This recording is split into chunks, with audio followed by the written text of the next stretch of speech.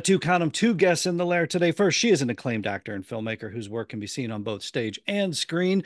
He is an Oscar-winning actor, best known to us comic book fans as J. Jonah Jameson and Commissioner Gordon. Their latest film is called You Can't Run Forever. Time to welcome in Michelle Schumacher and J.K. Simmons. Folks, welcome to the show. Hey. Thank you. Thank you.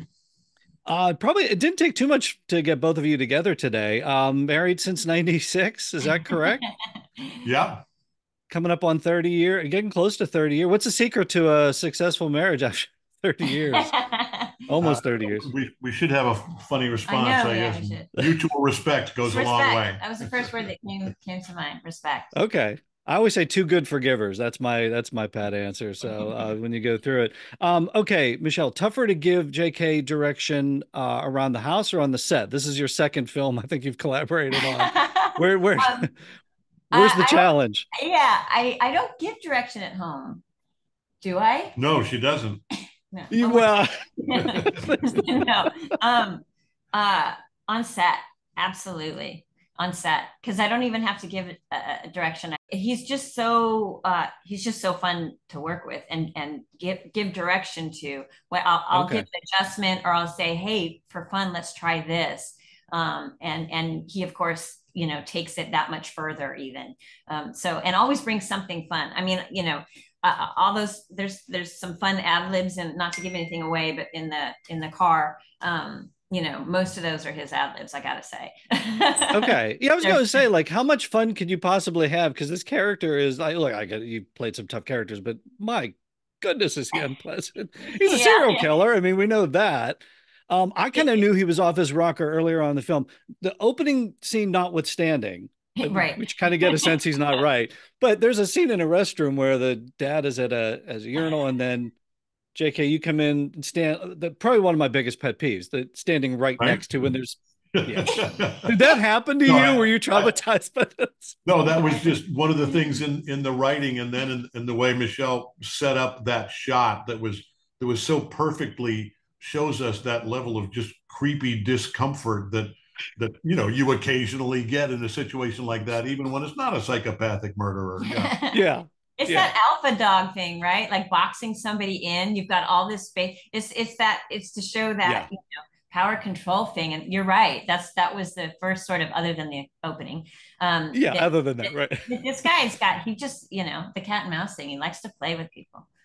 Yeah, Yeah. and then he's talking to the guy too. Well, I mean, just give me a break. Right. Right. So Yeah. yeah, that Yeah. is Could you definitely one not, of my pet please? peeves. Yeah. And looking Yeah, towards him. Right. yeah, yeah. It's I'm just not it's even just a awful. dude, It's and just I know it's, that's not okay. I can imagine you had fun with that scene. So really a family affair with this film too, right? Like a bunch of your family's involved.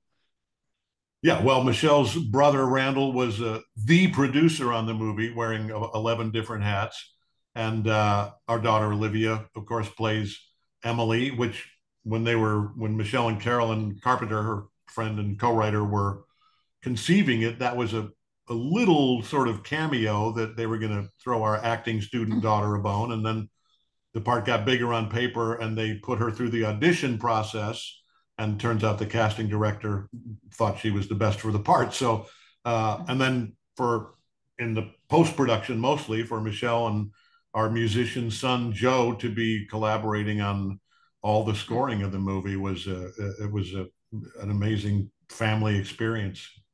I guess it's one thing, when you talk about, we mentioned he's a serial killer in the film, obviously, but it's one thing to kind of like read comic books, to prepare for a role and go back through Marvel. How do you approach playing a character like this, who is just, there's just, I mean, can't find anything redeeming, I guess. I mean, he's kind of broke. He kind of reminds me a little bit of like maybe Michael Douglas in Falling Down, but like way beyond. Yeah, I mean, you can't. I don't personally have to find anything redeeming or anything justifying, as long as I can find a way into the psychology to begin to understand, to begin to psychologically, emotionally, to take something much more mundane and less murdery, about being, angry or heartbroken or upset or whatever it may be, and just bring that to the screen. And again, if it's not on the page, it's not on the stage. So whatever it is I'm doing, whether it's a comedy or something like this, playing a psychopath, if I can't find first of all good writing, and second of all good writing that I can feel a connection to, then it's just not something I'm going to be able to do a good job with. And fortunately, all of the above was the case here. And speaking of being on the page, Michelle, you co-wrote the film, I believe. Yeah. Yeah, where'd you come up with the idea? Because there's a lot there. um, well, it's like during COVID when everyone was losing their mind, and people Mm. just, it was such a, when you put it, it's like a pressure cooker, right? And I've always been interested in the human condition and why people do what they do and the extremes of what people do. Um, Mm. and under pressure. So yeah, that's where it started. My brother Randall and I, like he said, he produced it by himself. Just kind of came up with this character and this, what if this happened? And then from there, we just took Carolyn and I took it from there. Um, you know, and it's interesting because there's the surface level story of any story, and then there's like what's underneath it, right? So like it's interesting because Isabella Naya, who plays Miranda, it's a story about a spree killer actually chasing someone randomly, which is really scary and terrifying and happens sometimes.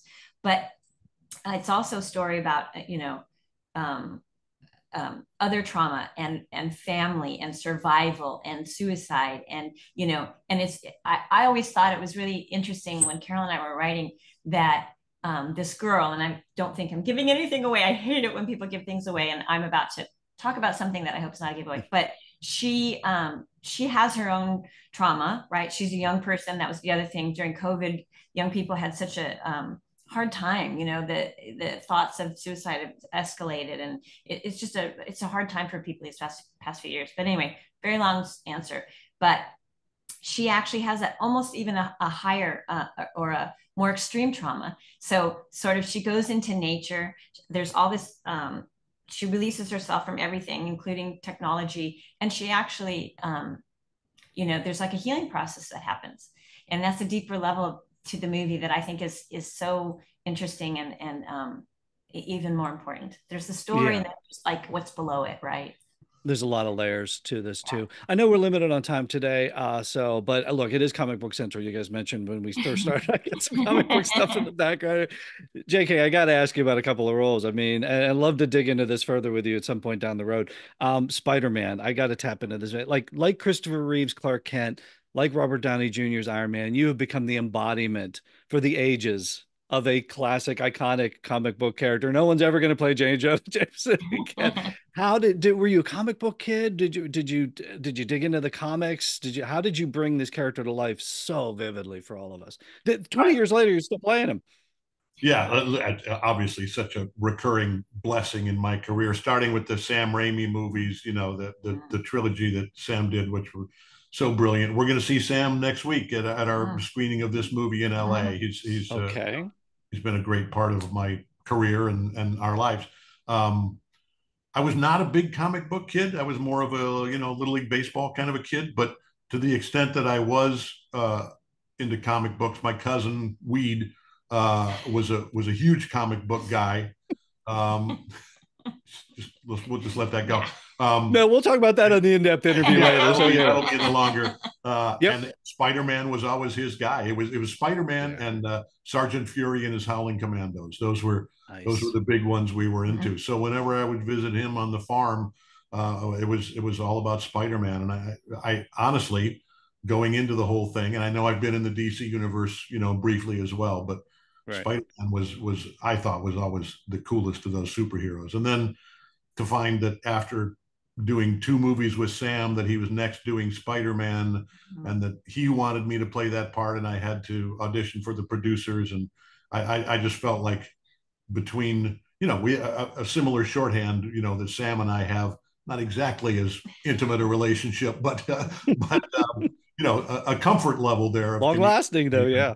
yeah, and that I felt like I knew what he wanted, and he felt like he knew what I was going to bring, and it was a really joyful collaboration. And then yeah, to come back to it, these many years later and get to sort of reprise it a few times has been a real treat.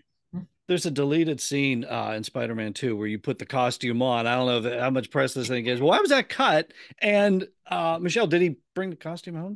That I will never tell. There But would, you can finish. yeah, there would be security issues on the Sony lot. All right.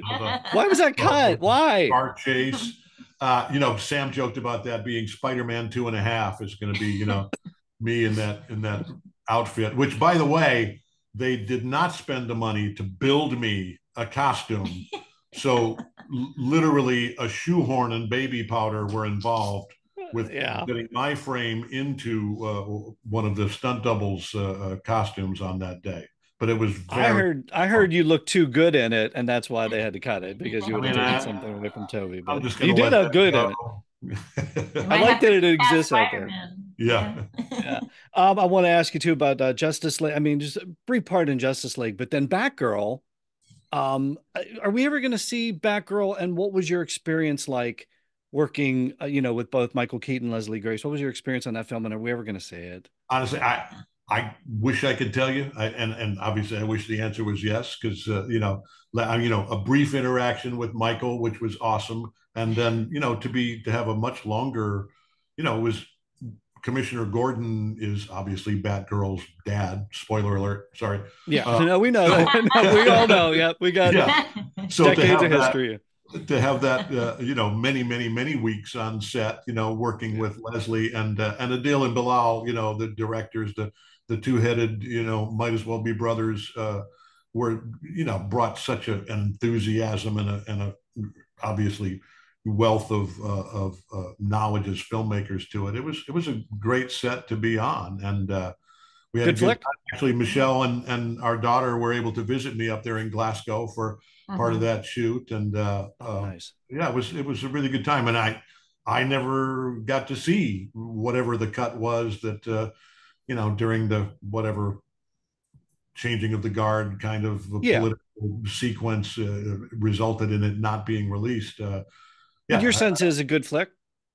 Yeah, no, from my perspective, there was a lot of good stuff there, and I don't even know if it was ever 100% assembled or just hit a test audience or two, and I don't think the plug was pulled because it's a bad movie. Let me just put it that way. Okay, fair enough. Real quick, I want to finish up with Spider-Man 4. Any update? You got anything for us? You being sorry, coming soon to a theater near you. All right. But you're in. but you're in if Sam calls Spider-Man the grandpa. Yeah.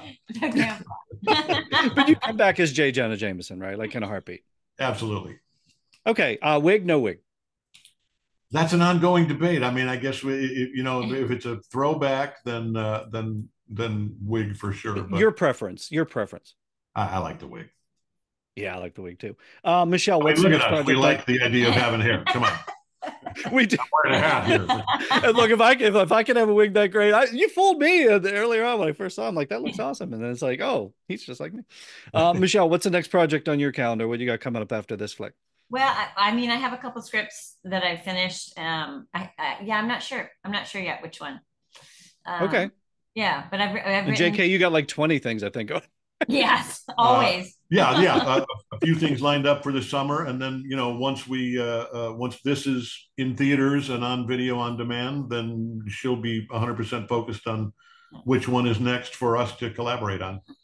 And Michelle, favorite part of working on this film? Working with my family. Yeah, family and friends, always.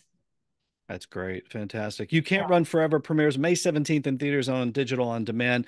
Michelle, JK, thank you so much. Continued success. Thank you both for joining me today on Comic Book Central. You bet. Thanks. Thank you.